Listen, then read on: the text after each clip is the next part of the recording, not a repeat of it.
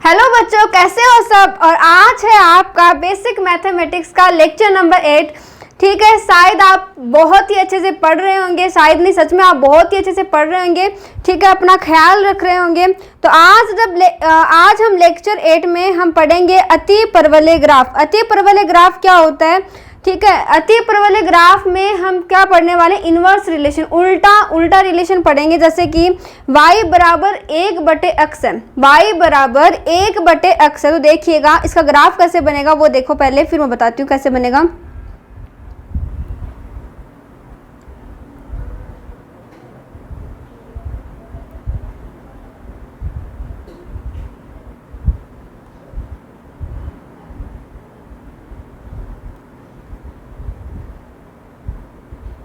कुछ इस तरह से इसका ग्राफ बनेगा। कैसे ग्राफ बनेगा? तो अगर मैं x की वैल्यू अगर 0 रखूं, अगर मैं x की वैल्यू अगर 0 रखूं तो क्या y की वैल्यू इनफाइनाइट हो जाएगी? अगर x की वैल्यू 0 होगी तो y की वैल्यू इनफाइनाइट हो जाएगी। ठीक है, अगर आप x की वैल्यू अगर 0 रखोगे तो क्या y की वैल्यू इनफाइनाइट हो जाएगी इस इक्वेशन के अंदर, इस समीकरण के अंदर। ठीक है, ये देखिएगा हम ग्राफ में देखते हैं। अगर हम x की वैल्यू, ये थोड़ा और पास हो जाता, ठीक है, लेकिन फिर भी हम मान लेते हैं। अगर x की वैल्यू मैं 1 रख दूं यहाँ पर, और अगर मैं 0 भी रख रही हूँ, चलिए अगर मैं यहाँ पर 0 रख रही हूँ तो इनफाइनाइट होगी। तो ये कोई इनफाइनाइट से वैल्यू आ रही है, मतलब यहाँ से ये y एक्सिस है और ये x एक्स है। ठीक है, तो देखिए जितना x हमारा कम होगा y उतना ही ज़्यादा होगा। जितना x कम होगा y उतना ही ज़्यादा होगा। देखिए यहाँ पर x कितना कम है और y देखिए कितना ज़्यादा है। धीरे धीरे जैसे जैसे हम x को बढ़ाएंगे y है वो कम होता जाएगा। मतलब क्या है? इसका मतलब क्या है? जैसे जैसे हम x को बढ़ाएंगे y कम होता जाएगा। देखिएगा जैसे जैसे हम आगे की ओर चलेंगे, जैसे हम आगे की ओर चलेंगे, हमारा जो y का ग्राफ वो कम होता जा रहा है। वो देखिए वो कम होता जा रहा है। यहाँ पर x की वैल्यू अगर ये है, अगर x की वैल्यू मान लो यहाँ पर 2 है तो y की वैल्यू कुछ यहाँ पर होगी। अगर मैं और आगे जाऊंगी तो y की वैल्यू और कम होगी। अगर मैं और x का मान बढ़ाऊंगी, जैसे जैसे मैं x का मान बढ़ाऊंगी y का मान वो कम होता जाएगा। इसे बोलते हैं अतिपरवलय। मतलब क्या होता है? यहाँ पर रिलेशन एकदम उल्टा हो जाएगा। ठीक है, इसका मतलब ये है। अतिपरवलय ग्राफ सबको समझ आ गया? क्या होता है जब हमें इस तरह का समीकरण अगर मिले, किस तरह का? इस तरह का y बराबर 1/x जैसा कोई समीकरण हमें दिखे तो हम किस तरह ग्राफ बनाएंगे? इस तरह का अतिपरवलय ग्राफ बनाएंगे। ठीक है, अगर y बराबर 1/x है, y बराबर 1/x है तो हम अतिपरवलय ग्राफ बनाएंगे। अभी हम सीख कर आए हैं। अगर y बराबर 1/x स्क्वायर हो तो कैसा ग्राफ होगा? या फिर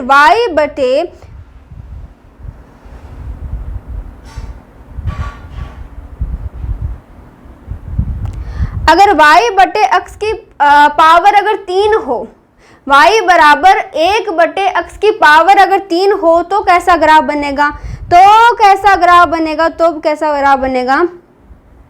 तब भी अतिपरवलय ग्राफ ही बनेगा। y बराबर 1/x की घात अगर 1 है, या फिर y बराबर 1/x की घात 2 है, y बराबर 1/x की घात 3 है। ये तीनों अलग अलग समीकरण है, लेकिन तीनों का जो ग्राफ है वो तीनों ग्राफ जो है वो अतिपरवलय ग्राफ बनेगा। कैसे बनेगा? एक बार हम देखते हैं। ये पहला है, ये दूसरा, ये तीसरा है। ठीक है, एक बार देखते हैं कैसा बनेगा।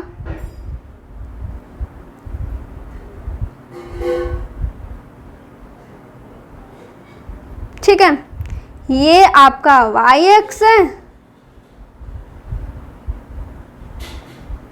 और ये x अक्ष है।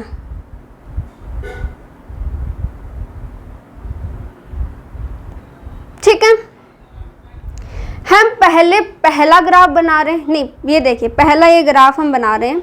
यहाँ से हम शुरू करते हैं, यहाँ से हम शुरू कर रहे हैं। ये हमारा फर्स्ट ग्राफ है जहां पर y बराबर है 1/x है। ठीक है, ये हमने पहले भी कुछ इसी तरह से बनाया था। ठीक है, अब दूसरा ग्राफ कैसे बनेगा? दूसरे की समीकरण क्या है? y बराबर 1/x² है। इसका ग्राफ कैसे बनेगा? देखिए, यहां से हम शुरू करेंगे और ग्राफ बनेगा कुछ इस तरह से, मतलब x की घात बढ़ गई है। मतलब हम जब x की ये देखिए x की घात अगर बढ़ गई मतलब जल्दी जल्दी नीचे जाएगा, जल्दी जल्दी नीचे जाएगा। इसीलिए ये देखिए जो पहले वाला वो ऊपर है और दूसरे वाला नीचे है, तो y बराबर ये है 1/x²।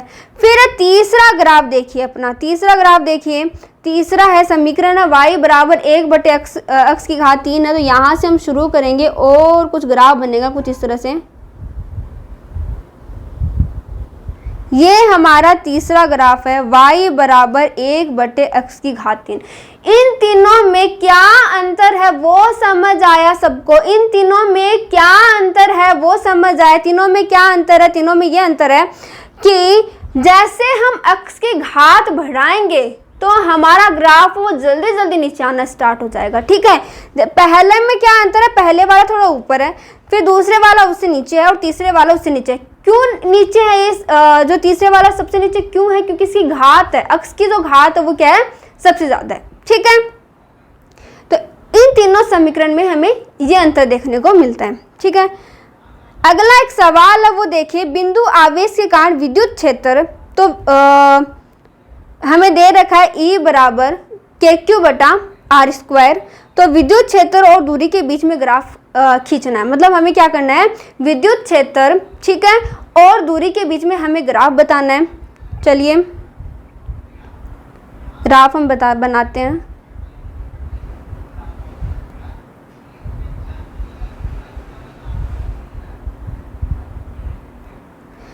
विद्युत क्षेत्र और दूरी के बीच में ग्राफ बनाना है ना? ये आपका विद्युत क्षेत्र है और ये आपकी दूरी है। क्या इतना हमें देखकर पता चल रहा है? जो पहले लिखे वो y एक्सिस पर होगा और जो बाद में लिखा जाए, देखिए यहाँ पर पहले लिखे वो y एक्सिस पर होगा, जो बाद में लिखे वो x एक्सिस पर होगा। हमें समीकरण दे रखा है E बराबर KQ/r²। ठीक है, अगर मैं आपको ये बोल दूं कि ये जो K और Q है वो कांस्टेंट है, ठीक है, K तो कांस्टेंट होता ही है और Q क्या है? कांस्टेंट है। दोनों क्या है? चार्ज भी कांस्टेंट और जो K है वो कांस्टेंट है। अगर मैं इसको बोल दूं कि क्या है? कांस्टेंट है, तो हमारे पास समीकरण क्या आया? हमारे पास ये आया E जो है वो डायरेक्टली प्रोपोर्शनल है r² के। मतलब हमारे पास कुछ समीकरण है वो कुछ इस तरह से आए हैं। हमारे पास जो समीकरण है वो किस तरह से आया? इस तरह से, y बराबर 1/x² की तरह से हमारे पास ये समीकरण आया E। देखिए E क्या y एक्सिस पर है? ये देखो y एक्सिस पर E है। क्या दूरी हमारी जो दूरी है वो क्या x एक्सिस पर है? दूरी हमारी x एक्स पर है, वो भी है। तो क्या हमारा इस ग्राफ से हम अगर तुलना करें, इस समीकरण से हम तुलना करें y बराबर 1/x² से E बराबर 1/r² से हम तुलना करें तो क्या हमें सेम सेम नजर आ रहा? y की जगह पर E है और x² की जगह पर r² है। यही तो अंतर है ना? तो क्या हम इस तरह से हम ग्राफ बना देंगे? ये देखिए कुछ इस तरह से हमारा क्या बन जाएगा? ग्राफ बन जाएगा। इस तरह के सवाल आपकी एग्जाम में आते हैं तो आपको सीखना चाहिए। ठीक है, चलिए, हाँ हो सकता है कि आपको ये फॉर्मूला सूत्र आपको ना दिया जाए एग्जाम में, ठीक है, ये हो सकता है। ठीक है, तो आपको वो तो हम जैसे जैसे हम फिजिक्स में आगे पढ़ेंगे तो हमें ये सारी चीज़ें आने लग जाएंगी। ठीक है, तो ये तो घबराने की चिंता नहीं, अभी आपको मैं दे रही हूँ तो आपको ये देखकर आपको ग्राफ खींचना, तो वो आप खींच सकते हो। क्या मैन यहाँ पर ये ध्यान रखना है कि आपको अगर ये समीकरण आपको मिल जाए E बराबर KQ/r², तो क्या आप ये देखकर इस तरह के ग्राफ को बना सकते हो? क्या इम्पोर्टेंट यहाँ पर ये है। ठीक है, चलिए अगला हमारे पास सवाल है कि दे ब्रोगली तरंग दैर्ध्य जो है वो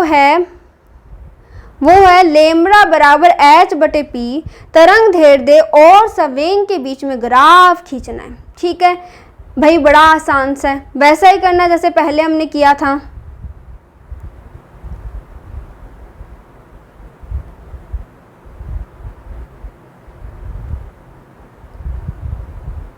लेम्डा देखिए तरंग दैर्ध्य और संवेग, तरंग दैर्ध्य ये देखिए लेम्डा पहले आएगा फिर संवेग आएगा, ये देखिए मोमेंटम लेम्डा बराबर एच बाई पी।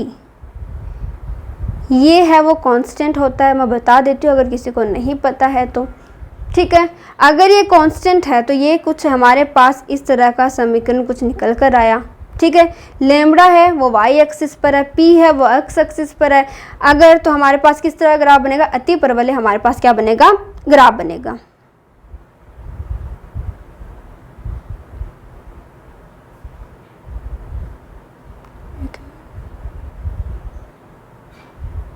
कुछ इस तरह से हमारे पास क्या आएगा, ग्राफ बनेगा।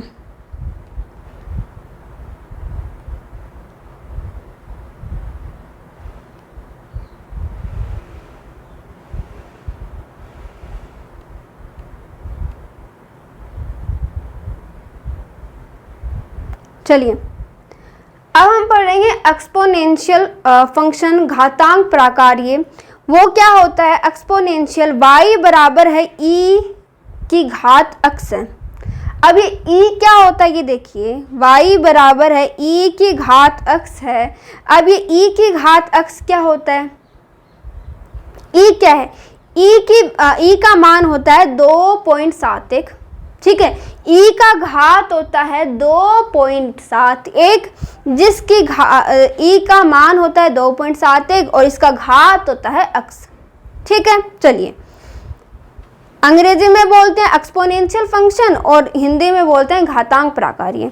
अब इस तरह की हमें कभी इक्वेशन नज़र आ जाए, इस तरह की हमें कभी समीकरण नज़र आ जाए तो हम किस तरह से ग्राफ बनाएंगे, वो देखिए किस तरह से ग्राफ बनाएंगे। ये है y एक्सिस और ये x एक्सिस पर है।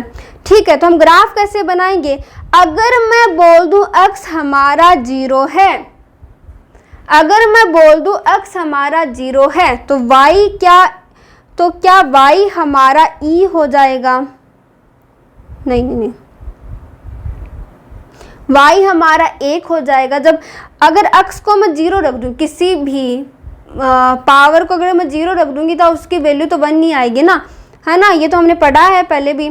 ठीक है, तो अगर मैं x को 0 रख दूंगी, इस x को मैं 0 रख दूंगी तो क्या y का मान है वो 1 आ जाएगा। मतलब क्या है, अगर मैं यहाँ पर x को मैं 0 रख दूँ तो y का मान कुछ यहाँ आएगा, y का मान कुछ यहाँ आएगा। अगर मैं x का मान बढ़ाकर मैं 0 से 1 कर दूं तो हमारे पास y का मान कुछ e आएगा। क्या इतना समझ आ रहा है, अगर मैं x का मान बढ़ाकर 1 कर दूं, पहले हमारे पास 0 था तो y का मान आया था 1, 0 था तो y का मान आया था 1। अब हमने क्या किया, x का मान हमने बढ़ा दिया। ये देखिए हमारे पास x का मान कुछ 1 है, यहाँ पर मान लीजिए, ये देखिए अगर मैं बोल दूँ ये x हमारा 1 है यहाँ पर, तो हमारे पास y कितना है, हमारे पास y कितना है 2.71। मतलब y कितना हो जाएगा, अगर x का मान अगर 1 हो जाएगा तो y कितना हो जाएगा, e हो जाएगा। y किसके बराबर हो जाएगा, e के बराबर। e क्या होता है 2.71, तो मैं मान लेती हूँ यहाँ पर क्या है 2.71 है। अगर ये 1 है x का मान तो ये कितना हो जाएगा, ये हो जाएगा 2.71। ठीक है, ये देखिए पहला पॉइंट हमें ये मिला, पहली जो बिंदु हमें ये मिली, फिर हमें ये मिली। अगर मैं x का मान बढ़ाऊंगी, अगर मैं x का मान इस तरह से बढ़ाती चली गई, मतलब कि x का मान अगर मैं 2 कर दूंगी यहाँ पर तो कुछ 4 पॉइंट समथिंग आएगा, है ना, 2.71 का स्क्वायर हो जाएगा ये, है ना। तो मैं यहाँ पर अगर 2 करूंगी तो ये कुछ वैल्यू और जाएगी आगे तक, और यहाँ 4 5 के समथिंग आएगी। ठीक है, अगर मैं x की वैल्यू नेगेटिव कर दूं, अगर मैं x की वैल्यू यहाँ पर देखिए, अगर मैं x की वैल्यू नेगेटिव कर दूंगी तो ये वैल्यू बहुत कम आएगी। मान लो कि मैंने x की वैल्यू क्या कर दी, -1 कर दी। मैंने क्या किया, x की जो वैल्यू है वो -1 किया, तो y बराबर हो जाएगा 1/e। क्या यही हो जाएगा, क्या यही हो जाएगा क्या? अगर मैंने e है वो क्या किया, e है वो -e की घात x है, उस x को मैंने क्या किया, -1 कर दिया, है ना। हम मान रहे हैं, देखो मैंने अच्छा सा बना देती हूँ, रुको।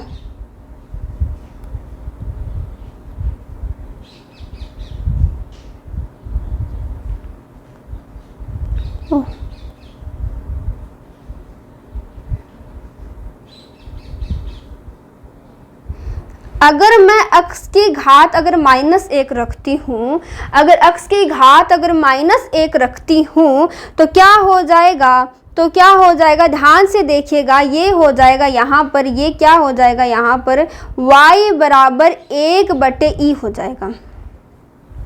क्या हो जाएगा, y बराबर 1/e हो जाएगा। कैसे हुआ 1/e, ये देखिए, अगर y बराबर e माइनस x है, मतलब कि -1 है, मैंने -1 रख दिया है x की जगह पर, ये माइनस है तो मैं इसको नीचे लेकर जाऊंगी इस पावर को, तो ये +1 हो जाएगा, है ना। ये तो हमने पढ़ा है।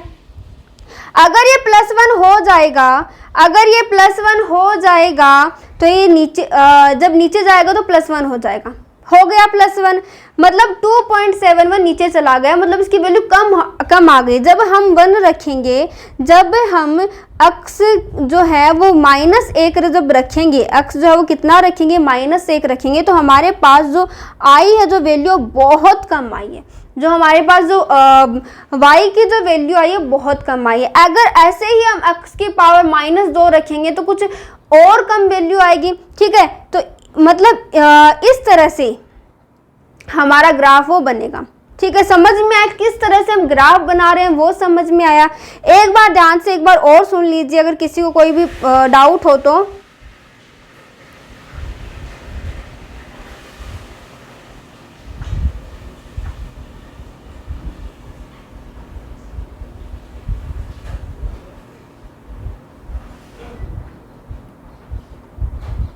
चलिए,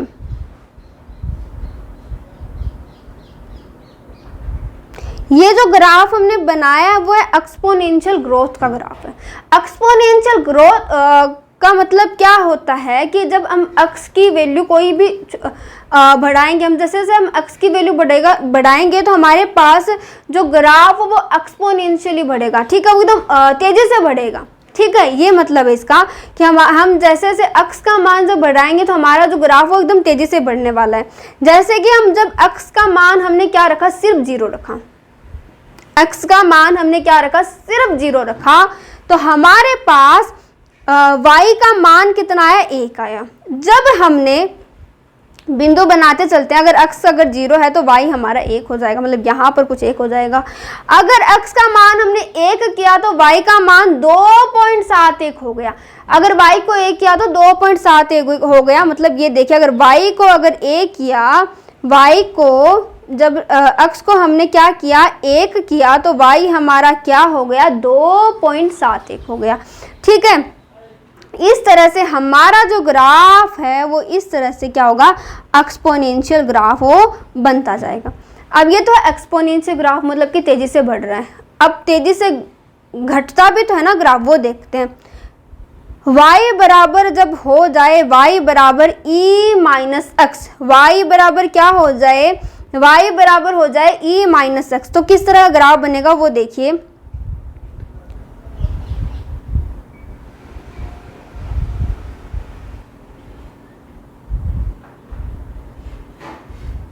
अगर मैं यहाँ पर रख दूं x बराबर 0, ठीक है, अगर यहाँ पर मैं रख दूं x बराबर 0 तो यानी कि -0।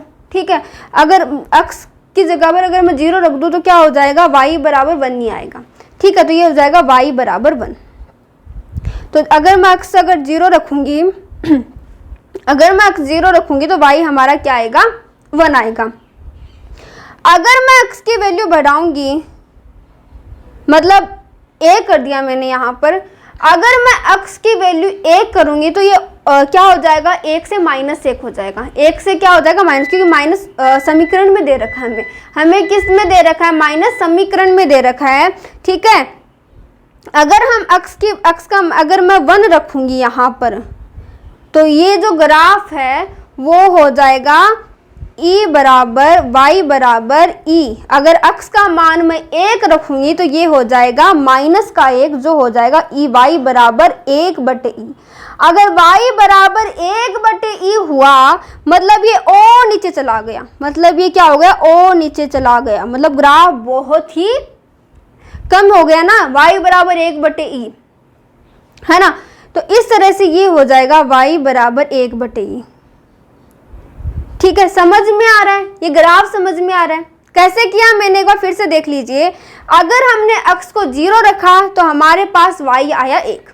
ठीक है, अगर हमने x को 1 रखा, किस तरह से ये दोनों ग्राफ वो अलग है, ये भी आप लोगों को समझ आ रहा है कि जैसे से हम पिछले में हम क्या कर रहे थे, ये देखिए, ये जो पीछे वाला था y बराबर e की घात x थी, उसमें हमने क्या किया कि जैसे जैसे हमने x का मान हम बढ़ाते गए, जैसे जैसे हम x का मान बढ़ाते गए, हमारे पास जो ग्राफ वो तेजी से बढ़ता गया, और जैसे जैसे हमने x का मान कम किया तो हमारे पास ग्राफ वो घटना शुरू हो गया। लेकिन यहाँ पर क्या कर रहे हैं, हम x का मान जब बढ़ाएंगे तो हमारे पास ग्राफ वो क्या होगा, कम होगा। ये देखिए कि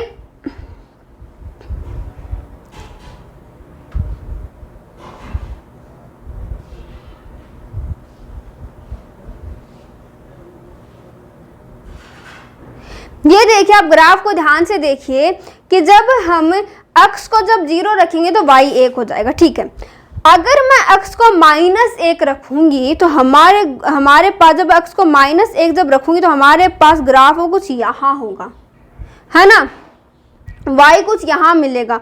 अगर मैं x को माइनस में और बढ़ाऊंगी, मतलब x को और कम करती जाऊंगी, जब मैं x को और कम करती जाऊंगी तो हमारे पास ग्राफ वो और बढ़ेगा। ये है हमारा एक्सपोनेंशियल डिके। मतलब क्या है कि जैसे जैसे हम x को बढ़ाएंगे तो हमारे पास y कम होगा, और जैसे जैसे हम x को घटाएंगे तो y हमारा क्या होगा, ज्यादा होगा, एकदम उल्टी चीज होगी। ठीक है, अब देखिए, अब ये सारी चीजें मैंने आपको बताई हैं, वो हमारे फिजिक्स में कहाँ काम आती है और उसका हम किस तरह से हम करते हैं वो देखिए, किस तरह से हम ग्राफ बनाते हैं। ये है एक समीकरण जो आप बाद में पढ़ोगे, Q बराबर है Q not E minus T बटे RC। जो RC है वो टाइम कांस्टेंट है। ठीक है, और अगर ये टाइम कांस्टेंट है तो हमारे पास जो आया, जो निकल के हमारे पास समीकरण आई, वो क्या आई, Q जो है ये चार्ज है, ठीक है, आवेश है, वो किसके डायरेक्टली प्रोपोर्शनल है, E की घात माइनस टी।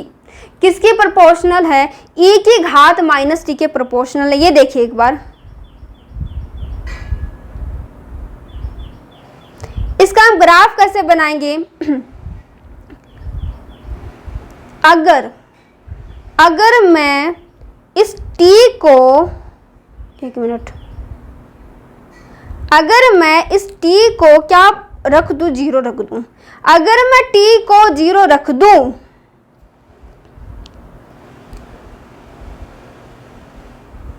तो हमारे पास क्या आएगा।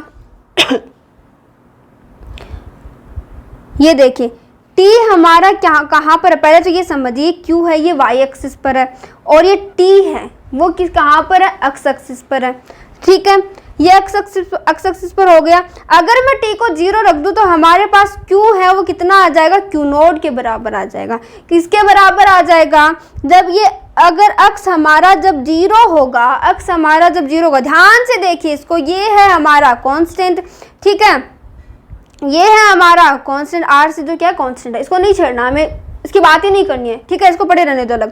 तो हमारे पास कुछ ये निकल कर आया। अगर मैं t को अगर 0 रखूंगी तो e है वो क्या हो जाएगा, 1 बन जाएगा। जब e यहाँ पर 1 बन जाएगा तो क्या हो जाएगा, q बराबर q0 हो जाएगा। q किसके बराबर हो जाएगा, मतलब समझ आ रहा है, जब हम t को 0 रखेंगे, t यहाँ पर टाइम है, अगर उसको 0 रखेंगे तो हमारे पास आवेश कितना आएगा, मतलब हम y एक्सिस की बात करें, अगर इन सारी चीज़ों में ना जाए, ठीक है, t q इन सब चीज़ों में ना जाए, y एक्स हमें समझ आ रहा है, तो वहाँ अगर हम देखें तो ये देखिए, अगर हमने x को 0 रखा, ठीक है, t को 0 रखा, तो क्या हो जाएगा, हमारे पास q0 आएगा। अगर x को 0 रखा तो हमारे पास y एक्सिस पर क्या आया, q0 आया, ठीक है।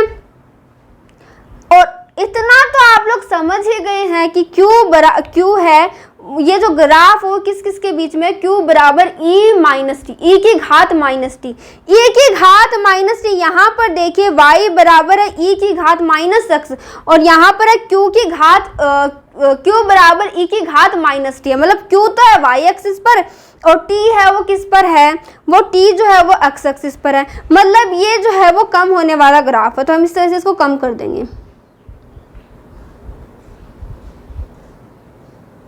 इस तरह से हम इसको क्या कर देंगे, कम कर देंगे। इस तरह से हम क्या करेंगे, ग्राफ बनाएंगे, ठीक है।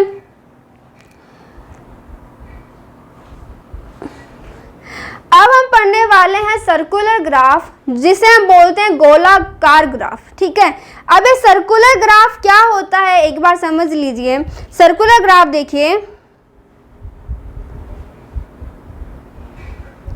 ये देखो,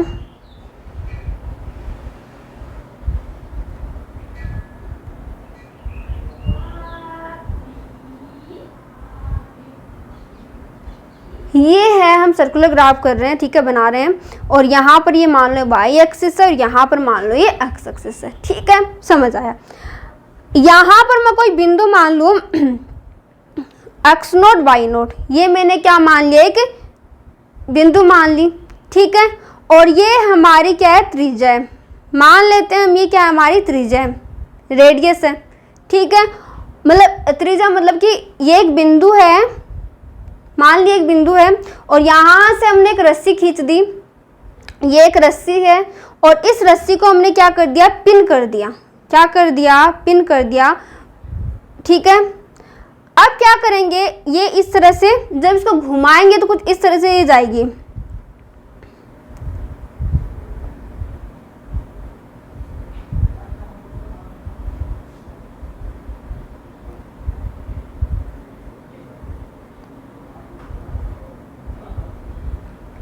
कभी देखा, कभी इस तरह से घुमाते हैं कोई भी चीज को तो वो एक सर्कल बन जाता है ना, एक गोलाकार बन जाता है, ठीक है।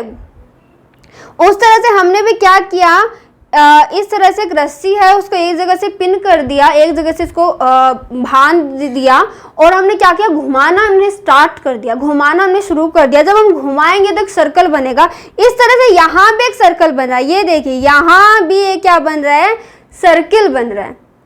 इमेजिन करो, सोच पा रहे हो मैं क्या बता रही हूँ, किसी रस्सी को लेना, उसको बांध देना, या फिर अपने हाथ में रखकर ऐसे से घुमाना, तो एक सर्किल बनेगा। उस तरह से यहाँ पर भी एक सर्किल बन रहा है, ठीक है।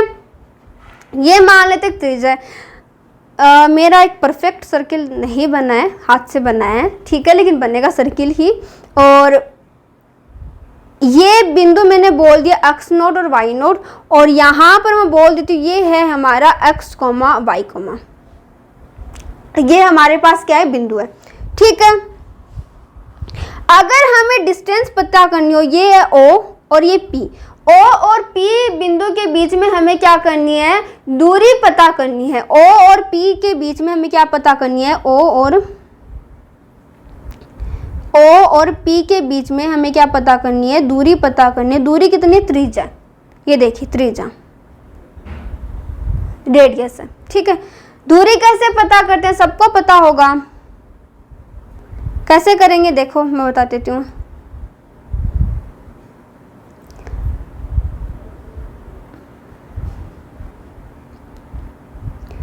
x माइनस x0 का square plus y minus y0 का स्क्वायर।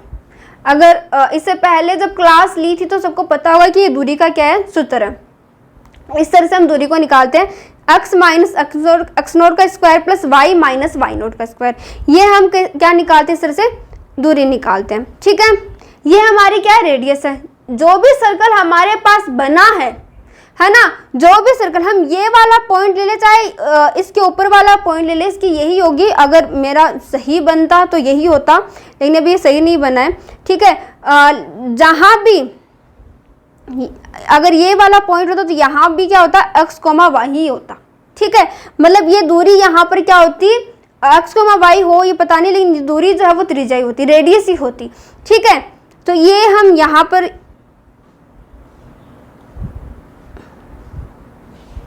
चलिए, अगर ये रूट जो है वो यहाँ जाएगा तो आ जाएगा यहाँ पर आर स्क्वायर बराबर x माइनस एक्स नोट का square plus y minus y nought का स्क्वायर। ठीक है, चलिए, अगर मैं ये बोल दूं कि हमारा जो सर्किल है वो कहाँ पर है, वो सेंटर पर है, वो यहाँ पर है। जो हमारा जो सर्किल जो बन रहा है ना, ठीक है, उसका जो सेंटर है वो यहाँ पर है, इसका जो सेंटर है वो कहाँ पर है, ओरिजिन पर है। अगर मैं ये बोल दूं यदि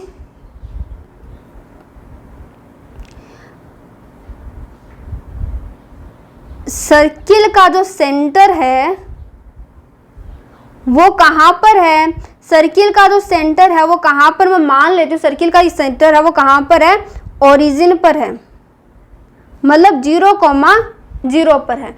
मतलब ये जो x नोड और y नोड है वो कहाँ पर, ये सेंटर आपका O पॉइंट पर क्या है, सेंटर। इस इक्वेशन, इस समीकरण के अनुसार, ठीक है, अगर मैं ये मान लेती हूँ कि ये जो हम सेंटर मान रहे हैं x नोड y नोड, जो सेंटर है वो कहाँ पर है, वो है ओरिजिन पर, 0,0 पर है।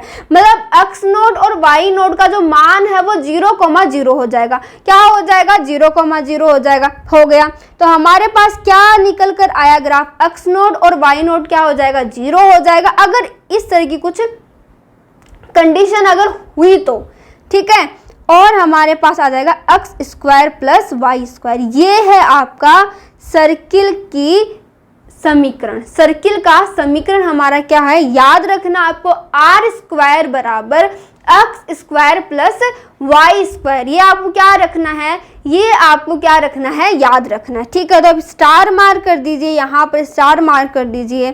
ठीक है, ये आपको क्या रखना है, याद रखना है, आर स्क्वायर बराबर x square plus y square. कब होगा ये, जब हम क्या करें, इस सेंटर के सर्किल को, सर्किल के सेंटर को हम कहाँ मान रहे हैं, ओरिजिन पर मान रहे हैं। कहाँ मान रहे हैं, ओरिजिन पर मान रहे हैं। समझ आया सबको, समझ आया। सर्किल का समीकरण ये है, सर्किल का समीकरण, ठीक है, जो आपको याद रखनी है। एक सवाल भी कर ही लेते हैं। ठीक है, ये देखिए, वृत्त के केंद्र की त्रिज्या और निर्देशांक ज्ञात करना हमें जो दे रखा है वो ये दे रखा है, हमें दे रखा है x माइनस 4 का स्क्वायर प्लस y माइनस 3 का स्क्वायर बराबर 25। ठीक है, हमें ये दे रखा है, और हमने जो देखा था, जो हमारी जो समीकरण आई थी वो कुछ इस तरह से आई थी। ये देखिए, आर स्क्वायर बराबर x माइनस एक्स नोड का whole square plus y minus y nought का स्क्वायर, ये आया था। ठीक है, यहाँ पर आर स्क्वायर मतलब 25 है, मतलब हमें देख कर ही पता चल रहा है कि हमारी जो त्रिज्या है वो कितनी है, 5 आएगी। ठीक है, जो त्रिज्या है वो कितना आएगा, त्रिज्या आएगी 5 सेंटीमीटर में होगा। ठीक है, और बोला वृत्त के केंद्र के निर्देशांक पूछे, केंद्र यानी कि सेंटर पॉइंट, जो सेंटर में जो केंद्र उसका पूछा है, मतलब ये वाला पूछा है 4,3। क्या हो जाएगा, यहाँ पर अगर मैं निर्देशांक देखूं आपके, कहाँ के, केंद्र के, वृत्त के केंद्र के अगर निर्देशांक देखूं तो वो देखिए क्या हो जाएगा, 4,3। हमें क्या करना है, बस जो हमारे पास जो समीकरण आया उसको इस समीकरण से हम क्या करेंगे, तुलना करेंगे। तो यही आ जाएगा। देखिए क्या तुलना करने के बाद हमें पता चल रहा है कि हमारी त्रिज्या क्या और हमारे निर्देशांक क्या है, सब पता चल रहा है। चलिए अब एक बार इस समीकरण को ध्यान से देख लीजिए। आर स्क्वायर बराबर x square plus y square, क्या आपने ध्यान से देख लिया इसको? चलिए फिर आगे की ओर चलते हैं। क्या देखा आपने, यही देखा क्या, x square plus y square बराबर आर स्क्वायर, क्या आपने यही देखा? अगर मैं इस आर स्क्वायर को एक्स और वाई के नीचे लेकर आ जाऊं, इस तरह से एक्स स्क्वायर बटे r square plus y square बटे आर स्क्वायर, तो हमारे पास बराबर में आएगा 1। और ये जो समीकरण आया है, वो सर्किल का है, ठीक है। तो इसका हम किस तरह से ग्राफ बनाएंगे वो देख लो।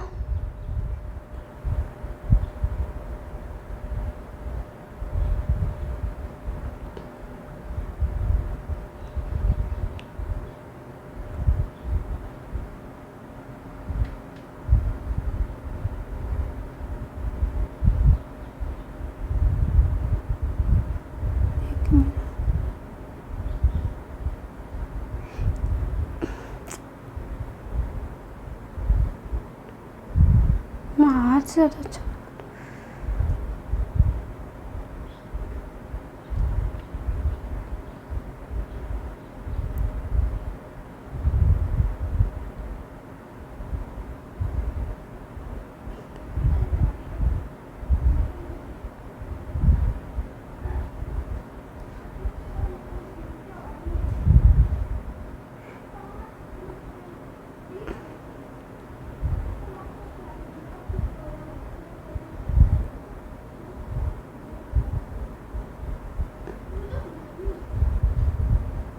चलिए ये ग्राफ है, ठीक है।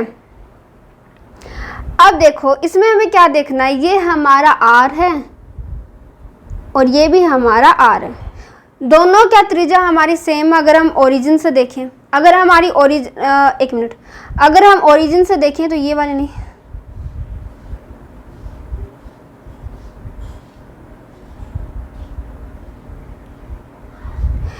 जो y एक्सिस पर है और जो x एक्सिस पर जो त्रिज्या, ये यहाँ पर त्रिज्या, ये जो यहाँ पर त्रिज्या और यहाँ पर जो त्रिज्या, वो दोनों सेम है, ठीक है। क्योंकि ये देखिए यहाँ पर दोनों सेम है, रेडियस है, दोनों सेम है। तो कुछ इस तरह से हमारे पास ग्राफ बनकर आया। ये देखो ये दोनों जो दूरी है, वो दोनों दूरी जो क्या है, सेम है। क्या समझ आया इतना?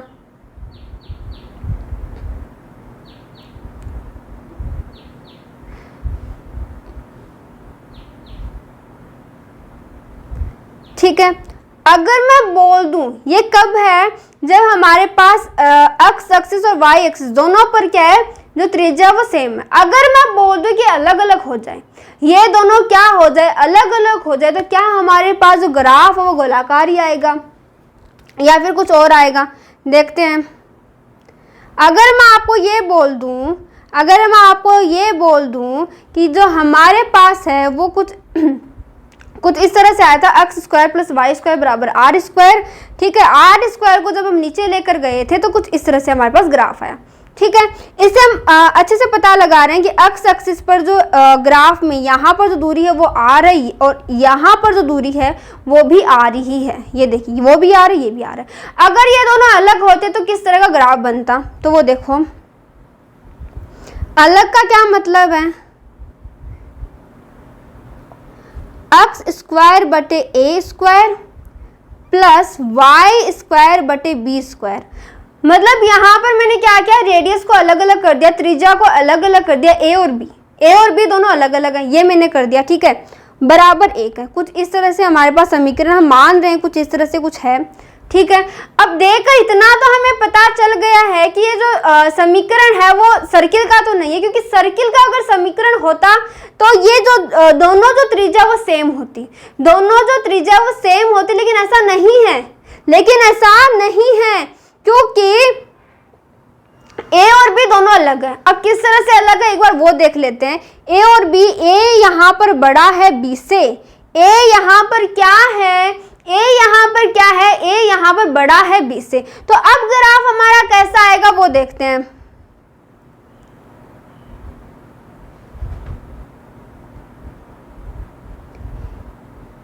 ए हमारा क्या है, ए बड़ा दे रखा है यहाँ पर,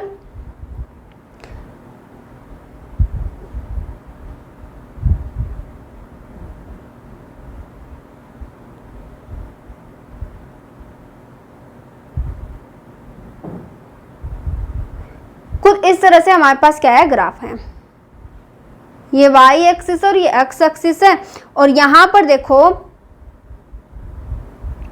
ए यहां पर बड़ा है, मतलब ये ए है, ये देखिए आपको क्या बड़ा नजर आ रहा है, ये ए है और ये बी है, बी छोटू सा है, ठीक है, बी छोटा ए बड़ा है। तो हमारे पास एक ग्राफ इस तरह से बनेगा। अब ग्राफ आपको देखकर नजर आ रहा है कि कुछ अंडाकार जैसा ग्राफ लग रहा है, कुछ अंडाकार जैसा ग्राफ लग रहा है। तो इस ग्राफ को हम क्या बोलते हैं, अंडाकार ग्राफ बोलते हैं। ये कब बनेगा, जब हमारे पास त्रिज्या, दोनों त्रिज्या क्या हो, अलग अलग हो। सेम होगी तो गोलाकार बनेगा, अगर अलग अलग हुई तो अंडाकार बनेगा, ठीक है। अगर एक्स एक्सिस पर ए है, वो बड़ी है, तो यहाँ पर कुछ इस तरह से ग्राफ बनेगा। अगर मैं बोल दूं कि यहाँ पर क्या है, बी है वो बड़ी है, देखो कैसे बोलूंगी, ये देखो एक्स स्क्वायर बटे ए स्क्वायर प्लस वाई स्क्वायर बटे बी स्क्वायर बराबर 1 है। और मैं ये बोल दूं आपको कि जो ए है, मतलब जो बी है वो बड़ा है ए से, तब कैसा ग्राफ बनेगा।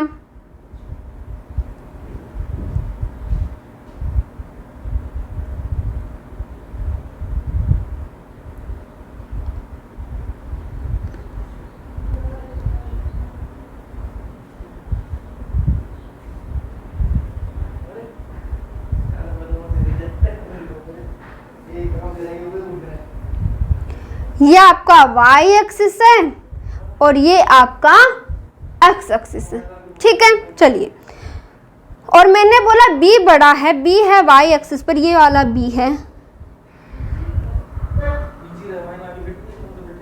और ये ए है, ठीक है, समझ आया।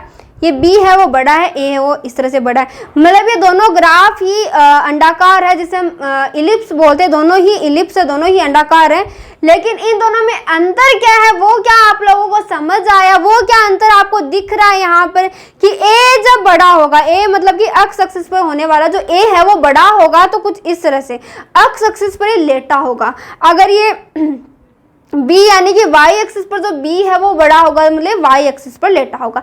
इस तरह से हम क्या करते हैं, अंडाकार ग्राफ को क्या करते हैं, बनाते हैं, इस तरह से बनाते हैं, ठीक है। चलिए, अब हम करते हैं शुरू हमारा स्लोप वेरिएशन, ढाल में परिवर्तन हम शुरू करते हैं। अब ढाल में परिवर्तन जो है उसको देखो थोड़ा सा शुरू करते हैं। हमने ढाल पहले भी पढ़ लिया है, लेकिन जो ढाल हमने पढ़ा वो सरल रेखा के लिए पढ़ा। जो हमने पहले ढाल पढ़ा था, हमने पहले भी ढाल पढ़ा था, किस तरह से ढाल पढ़ा था एक बार मैं आपको बता देती हूँ। ये देखिए,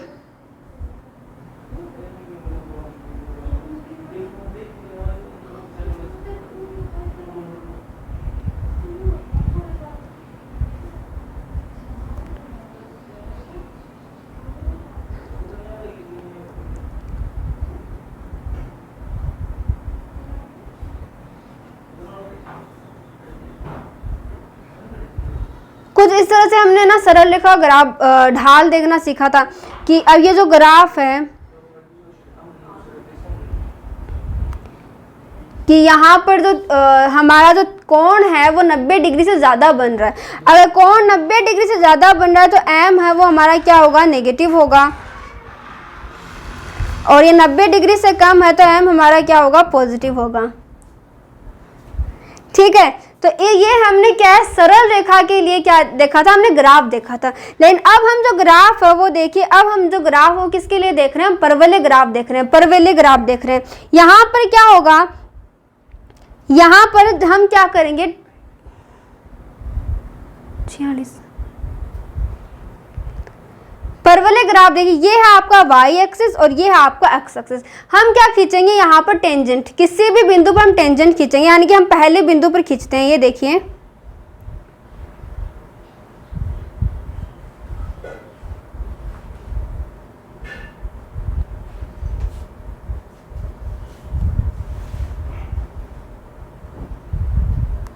ये हमने टेंजेंट यहाँ पर पहले बिंदु पर खींचा। जब हमने ये देखो, ये जब खींचा तो हमें कुछ है ना एक्स एक्सिस के पैरेलल नजर आ रही है। ये हमें क्या आ रही है, एक्स एक्सिस के पैरेलल नजर आ रही है, ये पैरेलल नजर आ रही है। मतलब यहाँ पर जो हमारा इस बिंदु पर हमारा जो ढाल है वो क्या होगा, 0 होगा। क्या होगा, ढाल क्या होगा, 0 होगा। अगर हम इस बिंदु पर अगर हम हमारी टेंजेंट खींचें तो क्या होगा,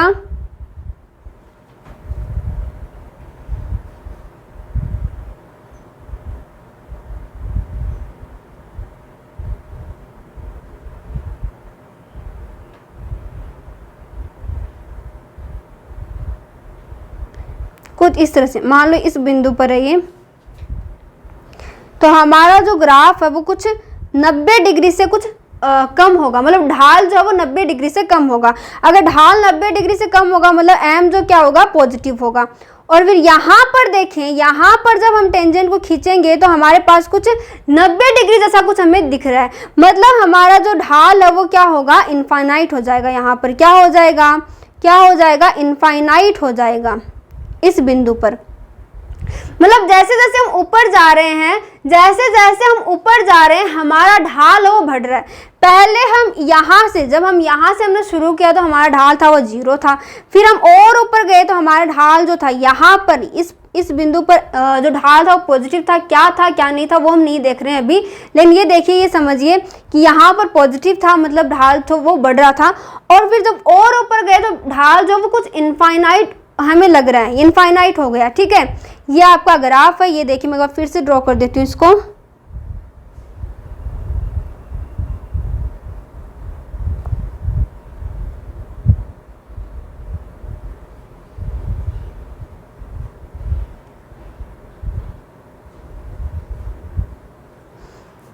इस तरह से हम जो ढाल में परिवर्तन है, ये ढाल इस बिंदु पे कुछ अलग है, इस बिंदु पे कुछ अलग है। ठीक है, लेकिन जब हम बात करेंगे सरल रेखा में, सरल रेखा में हर एक किसी भी बिंदु पर, सरल रेखा में किसी भी बिंदु पर ढाल क्या होता है, सेम होता है। लेकिन यहाँ पर ये बदल रहा है, उसी बदलाव को हम पढ़ रहे हैं।